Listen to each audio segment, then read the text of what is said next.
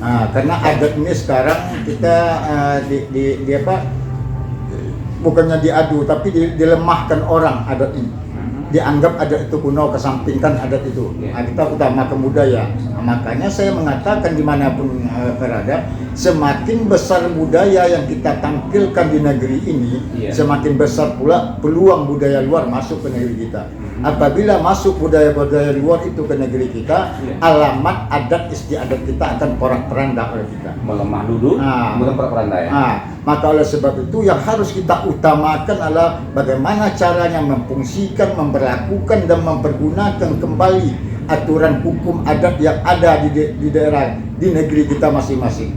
Sebagai jati diri kita, bangsa Indonesia itu orang beradat, kita jadikan aturan hukum adat itu menjadi tuan di negerinya sendiri. Itu yang akan kita utamakan. Oke, Datuk. Saya tadi Datuk menyampaikan data 514 minimal yang ada di Kabupaten Kampar. Ini kan sebenarnya kalau kita mengkaji ini banyak sekali aspek ataupun persoalan yang ada di dalam itu. Misalnya ada minimal yang dualisme. Kemudian ada juga yang tidak botung, tidak makro. Kemudian juga persoalan tanah ulayat. Ini kan kompleksitas persoalannya luar biasa, Datuk.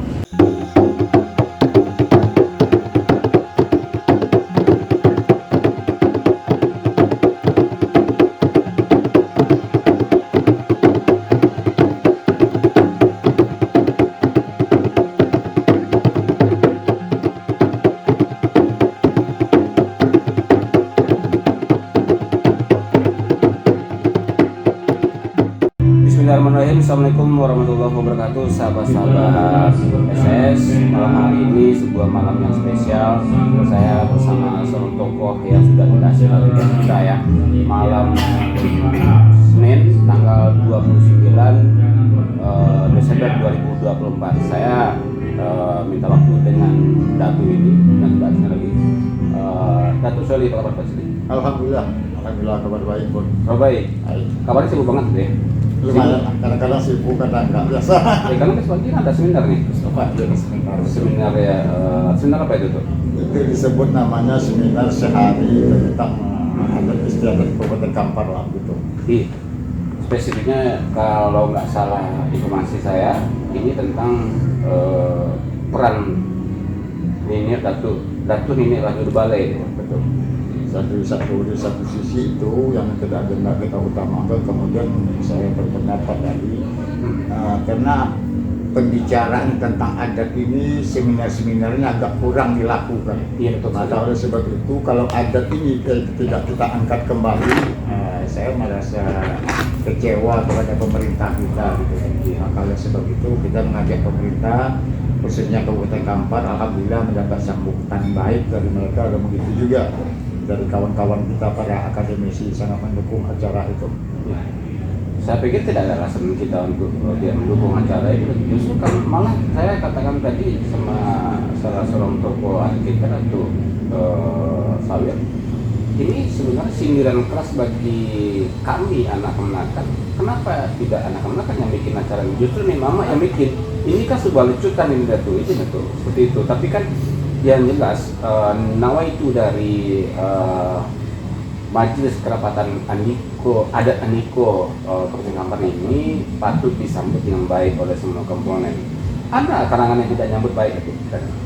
Menurut pandangan kita yang kita dengar sampai saat ini belum ada. Cuman ada salah sebagian kawan-kawan yang salah menafsirkan.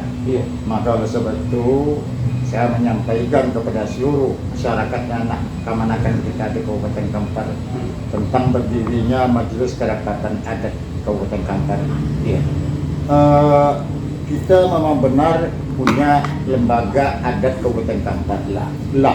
LAK itu adalah wadah tempat bernaung dan berkumpulnya kami Ninik Mama 514 orang di Kabupaten Kampar. Itu khusus wadahnya Ninik Mama. Nggak bisa kita pungkiri, itu intinya adat itu adanya di situ. Yang kedua ada lagi namanya LAM, Lembaga Adat Melayu Riau Kabupaten Kampar. LAM ini bisa di luar Ninik Mama, bisa tokoh masyarakat, bisa alim ulama, dengan catatan dia orang Melayu. Itu satu. Yang ketiga ada lagi yang kita bentuk dulu namanya Lentari. Lentari ini wadah, kalau bahasa Jawa tangguh apik. Apapun apapun sukunya, Iya. apapun agamanya, asal dia orang beradat, ini wadah tempat kita berkumpul. Lentari. Nah, Lentari. Kemudian ada lagi namanya Majelis Kerapatan Adat Kabupaten Kampar. Majelis Kerapatan Adat Kabupaten Kampar ini, kakak Andiko ini, kalau kita berbicara Andiko tentu agak luas sedikit. Iya tuh.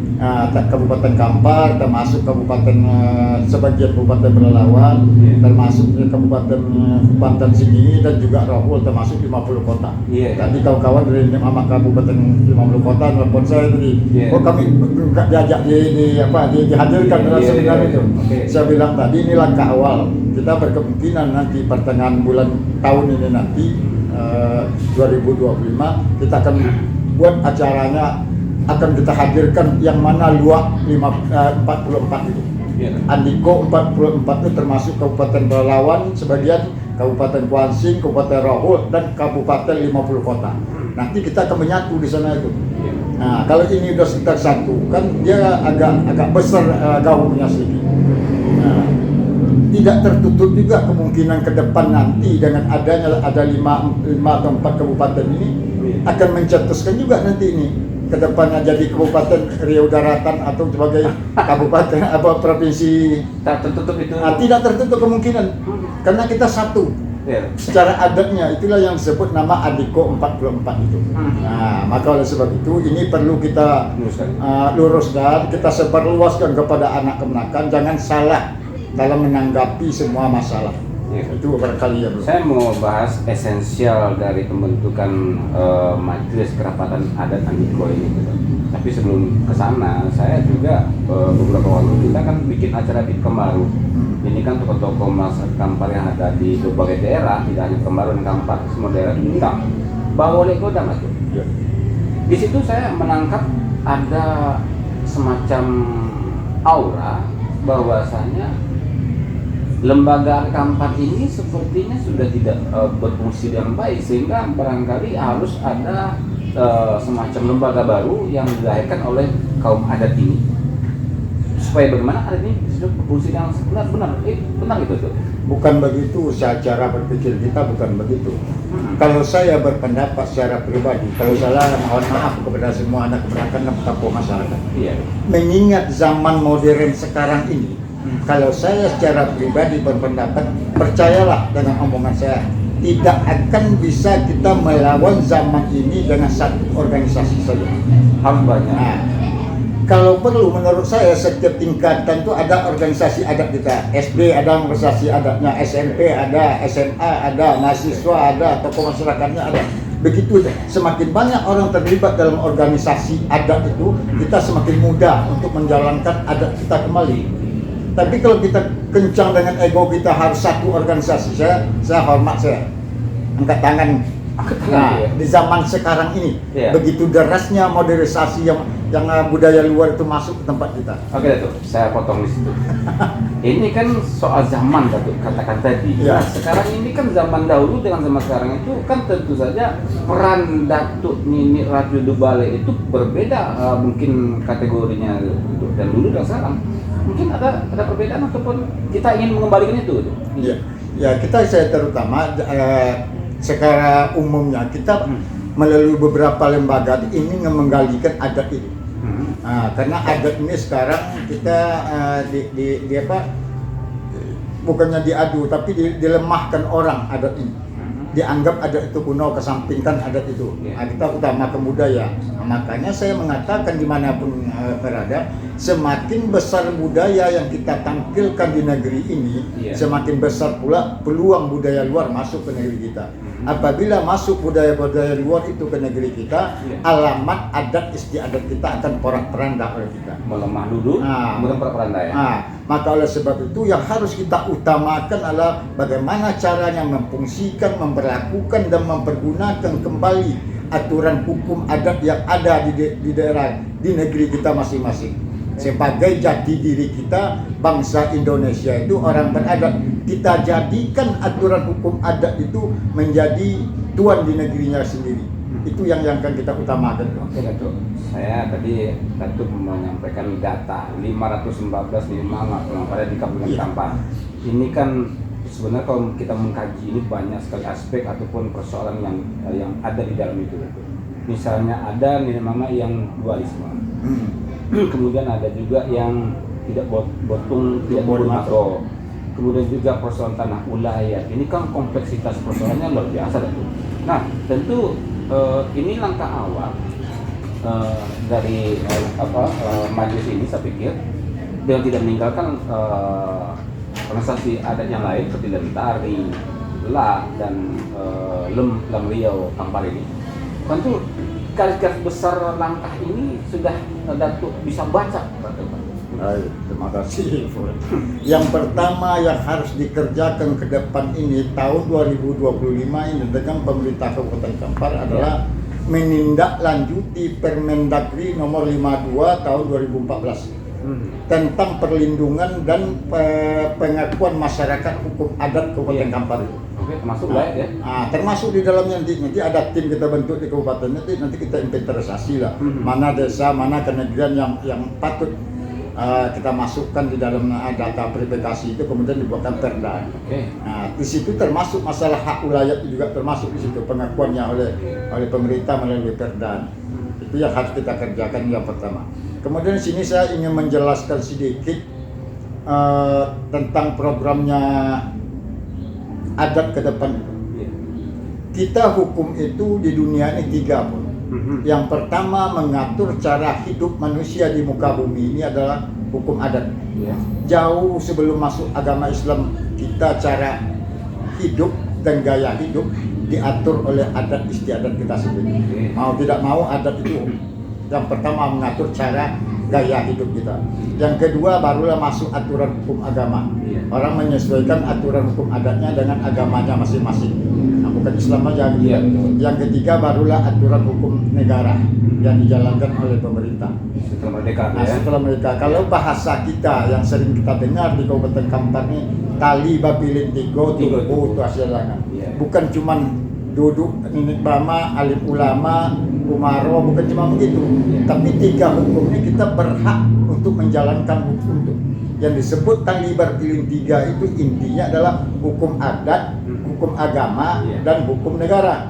Hukum adat itu yang menjalankan aturan hukum adat itu adalah ninik mama dan para lembaga adat yang ada di Kabupaten Kampar itu. Menegakkan, menjalankan aturan hukum adat itu untuk kebaikan anak kemenakan kita di bumi Kabupaten Kampar. Hukum agama disampaikan oleh para kiai, ustadz, imam belal, serta pendeta untuk kebaikan kaumnya di dunia sampai ke akhirat. Hukum negara dijalankan oleh pemerintah, mulai dari presiden sampai ke tingkat RT, menjalankan untuk kesejahteraan dan pembangunan rakyatnya. Nah, maka oleh sebab itu kita mumpung saat ini aturan hukum adat kita itu dibolehkan, diberlakukan di negeri kita masing-masing oleh negara dan undang-undang. Kenapa kita tidak memberlakukan aturan hukum adat kita? Jadi nanti satu saat nanti lembaga adat yang 3, yang 4 ada di Kabupaten Kampar ini akan duduk bersama nanti dalam rangka membuatkan peraturan adat Kabupaten Kampar. Ada yang umum, ada yang sifatnya spesifik di kenegarian masing-masing. Karena adat kita serupa tapi tidak sama. Lain lubuk, lain ikan, lain padang, lain belalang. Tapi belalangnya itu juga, ikannya itu juga, kan itu kira tujuannya satu. Nah, cara penerapannya berbeda. Nah, itu yang perlu. Maka oleh sebab itu saya akan mengajak nanti semua para tokoh masyarakat, alim ulama, MUI, cerdik pandai, ninik mama akan kita cetuskan peraturan adat Kabupaten Kampar. Nah, saya mau tanya, saya menggebu-gebu sekali, tambah semangat saya. Datuk. Ini saya sebelum masuk pertanyaan berikutnya ini esensial dari dibentuknya Majelis Kerapatan Adat Sindiko ini intinya esensial. Intinya ingin memberlakukan. Ada 2. Yang pertama sekali kita ingin mengangkat yang namanya istilahnya Datuk Aja Dole, kekuasaan Datuk Raja Dua Balai yang Adiko Ampek itu yang mana? Kita mau mengangkat itu. Yang kedua saya tambah lagi, melalui lembaga ini nanti saya yakin kalau kita duduk bersama akan kita bisa mengangkat adat istiadat itu kembali. Makanya saya ngasih ketahukan semakin banyak lembaga adat di Kabupaten Kampar ini, semakin banyak orang terangkum di dalam organisasi itu. Semakin mudah kita menjabarkan tentang apa itu adat itu kembali kepada anak kemenakan. Datuk, Nah. oke, seperti seminar nih, seminar sehari, Ya. peran Datuk Nini Rajo di Balai. Nah, Kalau nggak salah saya dalam tataran Andiko 44 ini, Datuk, kan beliau pucuk Andiko, Pucuk Andiko. pucuk Andiko. Kalau nggak salah itu ada para pembantunya, kalau kita bisa istilahkan itu pembantu-pembantunya. Mungkin aku nggak tahu itu. Saya tidak tidak begitu hafal mengetahui. Oke. Memang di situ ada Iya. ada menteri dalam negerinya, ada menteri luar negeri, Istilahnya, ada iya. kepalangnya istilahnya Iya, gitu. oke. Perangkat adat dia lah gitu kan. Ya, tentu kalau bicara peran, kan kalau memang kita bersepakat menjalankan itu dan kembalikan ke ketohnya itu nanti, itu tentu kan kita akan bahas itu nanti. Oke, kita bahas dalam sesi lain ada. Tapi yang jelas gini, yang jelas bagi pandangan saya anak kemakan aku, izin karena saya jurnalis ini. Kadang-kadang jurnalis itu pertanyaannya cenderung agak tajam, bahkan condong ini tidak menghargai mama di depannya. Saya pikir seperti itu. Tapi saya tidak berpikir seperti itu, Datuk. Nah, yang pertanyaan selanjutnya, adakah keraguan di hati Datuk untuk besarnya organisasi ke depan? Keraguan di mana mungkin kendala-kendala yang barangkali akan dihadapi? Kalau bagi saya tentang masalah lembaga-lembaga adat ini, saya nggak ada keraguan. Cuma saya memperhatikan selama ini kurangnya minat orang untuk mendorong adat itu. Itu yang saya bangkitkan itu. Artinya semua kita ya? Nah, semua kita anak kemenakan, tokoh masyarakat, alim ulama, gitu, cerdik pandai, para akademisi, yuk kita sama-sama. Kalau memang kita orang beradat, adat itu harus kita utamakan. Makanya dalam bahasa saya, kalau adat yang kita utamakan, budayanya pasti ikut. Iya. Tapi kalau budayanya yang kita utamakan, adatnya pasti tinggal. Apabila adat yang sudah tinggal di satu negeri itu, alamat negeri itu akan hancur oleh budaya-budaya luar. Filter kita itu adat. Adat itu aturan, adat itu hukum. Dengan adat kita pasti bisa membuat aturan adat di negeri kita. Dengan adat kita pasti bisa melarang budaya luar ke negeri kita. Dengan adat kita pasti bisa menjaga, mendidik akhlak moral anak cucu kita. Nah, dengan adat kita pasti bisa menjaga keamanan kita. Itulah lengkapnya Mbak Adat. Maka oleh sebab itu orang tua-tua kita dulu memang pintar. Apabila kita di negeri itu salah tingkah laku kita, dulu disebut orang tidak beradat. Kalau sudah manusia disebut tidak beradat, dulu paling takut orang pun. Sekarang udah kan biasa aja kan? Iya. Datuk, kalau saya ibarat kita mau mancing, kita harus bisa memprediksi karena apa yang dapat tuh kondisi-kondisi yang terburuk. Kemudian saya pikir Majelis Kerapatan Adat ini kayaknya rentan juga masuk angin. Misalnya, karena saya ketika barangkali ada Nini Mama yang bersepakat dengan kerajaan air tiris, Ya. kami kita gabung di sini. Ada juga Nini Mama yang menolak soal kerajaan air tiris. Kemudian ada di ruang kampar yang masih suri. Ada lagi hal-hal yang lain yang mungkin tidak dapat saya sebutkan di sini. Apa solusi untuk bakal pecahnya atau masuk anginnya organisasi ini? Kalau saya memperhatikan sampai sekarang, nggak ada nampaknya menurut saya celah untuk masa angin itu tidak ada. Ya. Apabila kita paham dengan struktur adat kita. Oke. Nah, nggak akan besar. Bahkan nanti kita bersama Majelis Kerapatan Adat ini ibarat partai lah, ada organisasi sayapnya juga.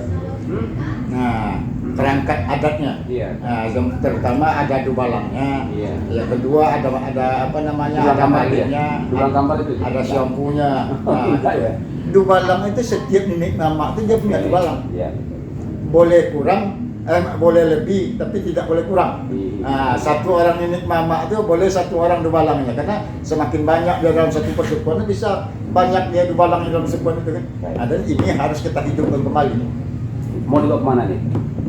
Apanya? Organisasi ini kan politik sudah selesai, di pilkada sudah selesai, Iya. pilpres selesai, pileg sudah selesai. Nah, makanya kita ingin memurnikan, makanya kita tunda kemarin itu acaranya sebelum pilkada ini supaya tidak termasuk anggapan orang masalah politik. Oh, iya. Kita ingin mutlak bagaimana organisasi ini, sebagaimana yang saya katakan, saya berkeinginan loh, Iya. ingin mencetuskan satu buah perda, bukan perda. Iya. Perda itu milik pemerintah, Iya. hukum negara. Iya. Perda itu hukum adat. Kita buat hukum adat itu secara tertulis. Contoh, menurut adat istiadat kita, orang Kabupaten Kampar ini mandi di sungai tidak pakai kain basah itu didenda 1 ekor kambing. Iya. Nah, saya maunya itu kita buat tertulis. Perda nomor 01 tahun 2025, barang siapa mandi di sungai tidak pakai kain basah didenda dengan 1 ekor kambing. Dituangkan ya. Dituangkan. Dalam bentuk tertulis ya. Tertulis, tapi bukan kita catat percatat, kita jadinya ke buku. Atau barangkali kalau ini mama yang jual tanah wilayah gimana pula itu hukumnya itu? Ada aturan yang misalnya ada melanggar adat itu. Sebetulnya penjualan itu, makanya saya sering mengatakan kepada dulsanak kita yang sebagai nenek mama, yang sebagai penguasa hak wilayah. Nenek mama itu yang penguasa hak wilayah itu tidak boleh menghibahkan tanahnya. Yang menghibahkan itu adalah milik kita pribadi. Iya. Nah, ini kan milik kaum, milik persukuan Iya, kita. betul, suku. Nah, nenek mama itu diberi hak untuk memperuntukkan. Iya, iya. Nah, kamu tahun ini di sini, Pul. Iya, iya. Peladangnya, Herman, kamu tahun besok di sini. Oke. Datang siapa lagi Parol, saya mau minta tanah tuh. Kamu jangan di situ. Sepul udah sini kemarin.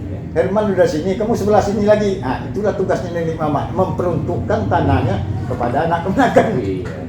Itu yang kurang dipahami kawan-kawan kadang kan. Baik Ketua. Ini Mbak cukup panjang. Tapi nanti kita akan saksikan bersama-sama.